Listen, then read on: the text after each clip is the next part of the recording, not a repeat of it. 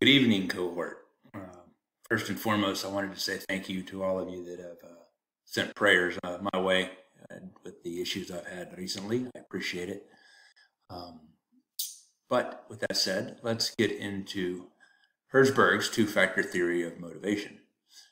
First of all, we're going to discuss who is Frederick Herzberg and what is the two-factor theory, and why are we still discussing it almost 80 years after it was put forth. Well, like I said, that's why we are here today. Frederick Irving Herzberg was born on April 18th, 1923 in Lynn, Massachusetts, and passed away on January 19th, 2000 in Salt Lake City. He served as an officer in World War II, and afterwards earning a Bachelor of Science from New York College in 1946, followed thereafter by his master's degree and a doctorate in psychology at the University of Pittsburgh. From 1951 to 1957, he served as Director of Research for Psychological Services at the University of Pittsburgh. Went on to as a professor of psychology at Case Western Reserve in Cleveland from 1957 to 1972. And then he held the position of Professor of Management at the University of Utah from 1972 until his retirement in 1995. So a 50-year career, quite impressive. His theory, as we said earlier, is not new. In fact, it dates back to 1959 and grew out of a research project on job attitudes conducted by Herzberg and several of his colleagues. Before discussing the actual research conducted by him and his colleagues, I think a portion of the foundation for the two in the two-factor theory should be examined. To begin, Herzberg's book, Work and the Nature of Man, he explains that man has two sets of needs. He has his animal needs to avoid pain, and he has his needs as a human to develop psychologically. Herzberg uses the biblical figures of Adam and Abraham to illustrate and develop the duality of man's nature. Briefly, as Adam, man is portrayed as an animal whose primary goal is to avoid the pain inherent in interacting with his surroundings. In contrast to this perspective, a holistic view of man reveals that in addition to his avoidance nature, he is also driven to determine, discover, achieve, actualize, advance, and to understand and add to his existence. Abraham's conception of man is summed up by these needs. The further development of the two-factor theory requires a fundamental understanding of this concept that man exists as a duality, with two sets of needs simultaneously present, but independently present. The fact that the two sets of needs are independent of one another is an interesting and significant aspect of this dual nature. In other words, the two concepts of man entail a set of needs that operate in opposite directions. In addition, satisfying the requirements of one facet of man, Adam or Abraham, has very little to no effect on gratifying the needs of the other facet of man, be it Adam or Abraham, respectively. Both sets of wants are present simultaneously in the human species. Therefore, both sets of needs must be satisfied in equal measure. One set cannot take the place of the other. So this brings us to the traditional view of satisfaction and dissatisfaction. It is one where they are on opposing ends of the same continuum. Now, personally, I think that the terminology that Herzberg chooses to use regarding dissatisfaction and satisfaction are kind of complicate the theory, at least complicate the understanding thereof. For me, satisfaction does not equate to motivation. Motivation is above the satisfaction. But nonetheless, this is his theory, not mine, and that's how he has defined it. So, to get more into the details of the theory of motivation, he posits that there are two separate factors influencing job satisfaction, just like the two different sets of needs. There are motivators, job content factors, such as achievement, recognition, responsibility, advancement. And then there are hygiene factors that are job context variables such as salary, relations, supervision, safety, working conditions, company policies, and basically the environment in which the person works.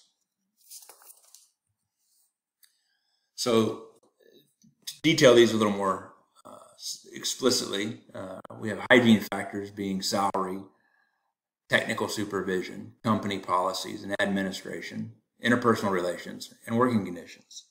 Now, like the word use of satisfaction and dissatisfaction, I think hygiene is a somewhat unusual choice for description here, but is what Herzberg defines hygiene as is preventive and environmental workplace variables. According to the findings, these important job components have no effect on worker output. Their presence increased job happiness, but their absence caused dissatisfaction. If employees think they have power over their supervisor, coworkers, and salary, these factors may boost that satisfaction.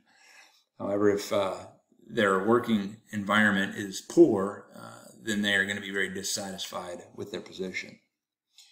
Motivators, on the other hand, come from a motivating environment that is, well, motivating.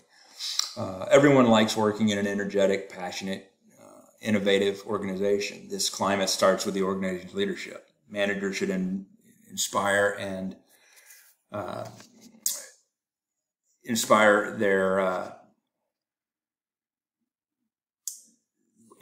drive their employees.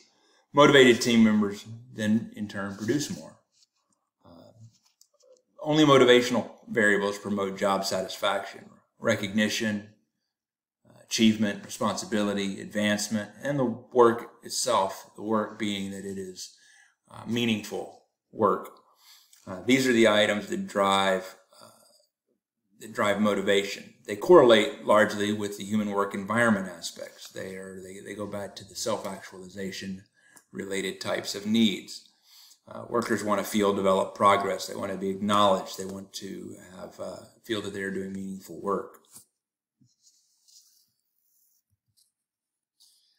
So this brings us to kind of where this places us. The two-factor theory holds that motivators and hygiene factors relate to employee satisfaction independently. In other words, just because something does not cause dissatisfaction or does cause dissatisfaction does not mean that there cannot be satisfaction. Job satisfaction is comprised of these two, as we mentioned, unipolar traits that are not unique. But it is a difficult concept to grasp, as I said, I think personally, because of some of his vocabulary choice. But Herzberg provides the following analogy to illustrate the perspective. Let's equate job satisfaction to vision and dissatisfaction with hearing. The stimulus for vision is light, and increasing or decreasing light has no effect on a person's hearing. Consequently, it is evident that we are discussing two distinct dimensions. However, increasing and decreasing loudness has no effect on vision. Sound is the stimulus for hearing, after all.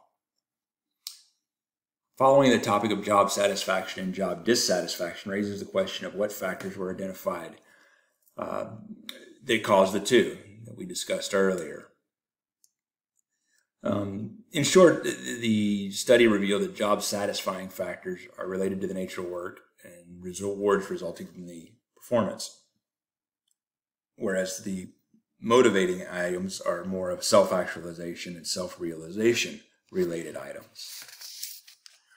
So, to sum it all up, Herzberg theorized that the two-factor motivation hypothesis to describe worker happiness in the workplace, or workers' job satisfaction in the workplace. This two-factor hypothesis of hygiene and motivational elements is frequently referred to as the work environment and the actual job.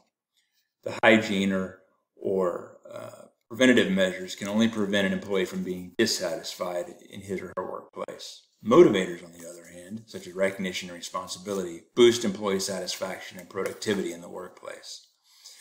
Like every other theory, Herzberg does have his limitations. The selection pool was small. It was relatively blue-collar workers and in one geographic area.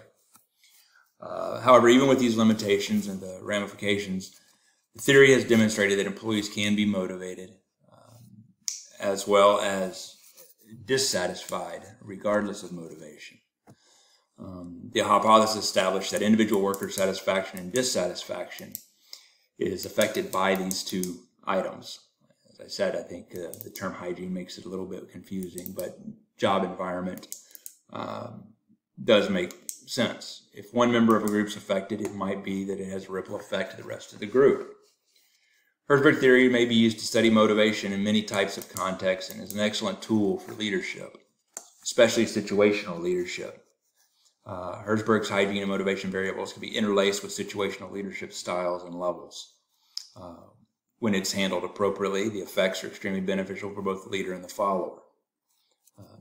So to end, for real end, I found the theory that Herzberg presents very accurate. I mean, it makes perfect sense to me. You can be satisfied in your job if if it's a good job. You're not unhappy. You're not unsafe. You're not miserable. You're not working at 130 degrees. Those types of things, the hygiene factors that he calls it. And then on the flip side, but just because you have all of those items covered doesn't mean you're going to necessarily be motivated to really crank it out. The term punching the clock comes to mind. Whereas motivation, motivating factors, which he calls job satisfaction, I think that's not quite the proper term. Achievement, recognition, responsibility, those are the things that make you want to work harder. They want you to outdo the next guy. They want you to go above and beyond punching the clock. So I hope this has helped everyone. I look forward to hearing about the other theories that the rest of the group presented. And my apologies for this being a day late, but hey, it's done. I appreciate it. Thanks all.